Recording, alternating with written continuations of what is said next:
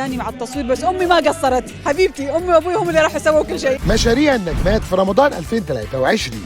بس الولاد السنة دي هيصوموا طول الشهر.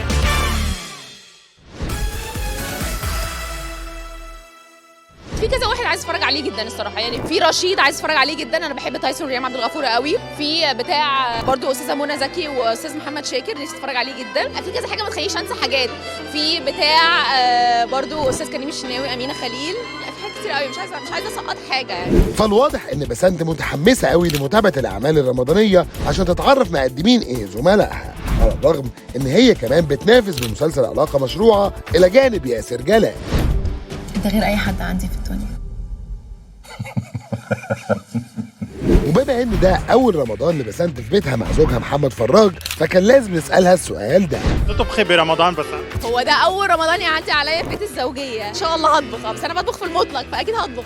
والطبخ هيكون واخد كل وقت منى حسين في الشهر ده. اكثر اكله هيك شاطره فيها بالطبخ برمضان؟ اكثر اكله مجبوس دياي، هي اكله كويتيه يعني. جوعتنا صح؟ بعد اسوي باستات نار، سلطات نار، يعني ام فاين.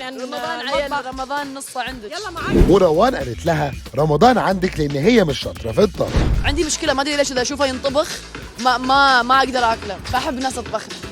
حلو، خلص لكان حنقضي رمضان عند منى. بس حياكم الله كلكم والله جد. وحياكم دي كلمه لجين عمران الشهيره اللي بتقولها للناس بس بتعزمهم في بيتها في رمضان.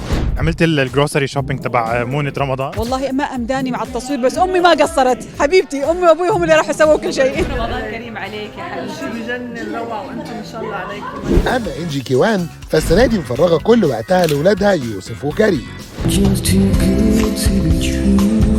بس الولاد السنه دي هيصوموا طول الشهر. السنة الماضية ما صاموا كل الشهر؟ لا كريم صام، يوسف كان بيصوم ويفطر الساعه 5. ورمضان السنه دي فرصه ليها عشان تتابع اعمال زملائها. اكتر واحد عايزه اتفرج عليه ان شاء الله بتاع صاحبتي امينه خليل، الهرشه 7. هو انت مبسوط؟